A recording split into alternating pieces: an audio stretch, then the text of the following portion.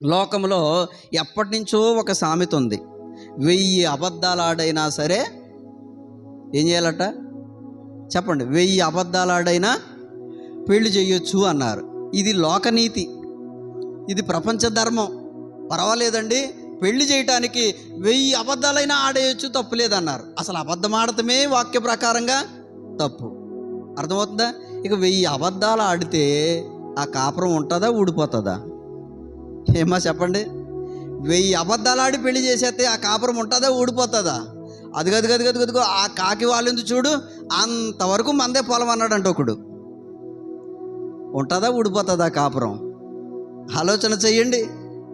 1000 అబద్ధాలు అంటే ప్రపంచ ధర్మం ఏం చెప్పిందంటే అబద్ధమాడైనా పెళ్లి చెయ్యమని చెప్తుంది. దేవుని ధర్మం ఏం చెప్తుందంటే అసలు అబద్ధమే ఆడొద్దు, నీ జీవితంలో అబద్ధానికి తావియొద్దు, మోసానికి తావియొద్దు, స్వార్థానికి తావియొద్దు, నిజాయితీగా యథార్థంగా ఉండమని వాక్యం తెలియజేస్తూ ఉంది. ఇలా ప్రపంచ ధర్మము ఏమని చెప్తుందంటే లోకములో ఎన్నో చెడు కార్యాలను మంచిగా ప్రోత్సహిస్తూ ఉంది. ఆలోచన చేయండి. మద్యపానం సేవించడం అది మంచని ఈ ప్రపంచ ధర్మం బోధిస్తూ ఉంది. ఆలోచన చేయండి. ఈ మధ్యకాలంలో వ్యభిచారం చేయటం, లేకపోతే జారత్వం కలిగి ఉండటం అది నీతిగా మంచిగా ఈ ప్రపంచ ధర్మం బోధిస్తూ ఉంది. ఆలోచన చేయండి. స్వలింగ సంపర్కమని ఇక ఆలోచన చేస్తే కొన్ని దేశాలలో ప్రభుత్వాలు వారే వ్యభిచార కేంద్రాలు పెట్టడమని ఆలోచన చేయండి. ఇలాంటివి ప్రోత్సహిస్తున్నటువంటి దేశాలు కొన్ని ఉన్నాయి. మన దేశంలోనికి కూడా జబ్బు సోకిందనేటువంటి విషయాన్ని మీకు జ్ఞాపకం చేస్తూ ఉన్నా.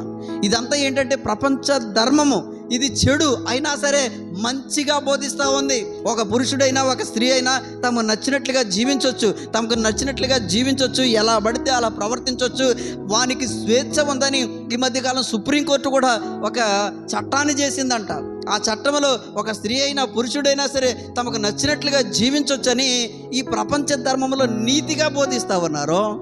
కానీ దేవుని నీతి ఏం చెబుతుందంటే నీవు ఈ ప్రపంచ ధర్మము చొప్పున మునుపు నడుచుకున్నావు, ఆ ప్రాచీన స్వభావాన్ని నువ్వు పూర్తిగా వదులుకోవాలి. దేవుని యొక్క నూతన స్వభావాన్ని అనగా నవీన స్వభావాన్ని ధరించుకోవాలి అని చెప్పబడింది.